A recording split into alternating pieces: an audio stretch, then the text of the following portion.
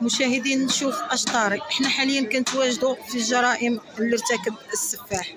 البارح لقاو واحد الجثه ديال فتاه.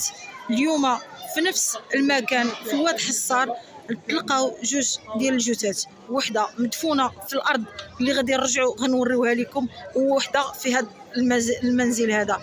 هنايا كيف كتشاهدوا الدرك الملكي، الشرطه العلميه، رجال السلطه، يعني كلهم كيتواجدوا بهذا المكان هذا.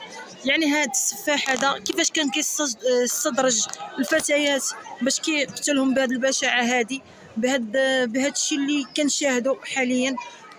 إن لله وإنا إليه راجعون. الله يصبر الاهالي ديال هاد الفتيات هادو.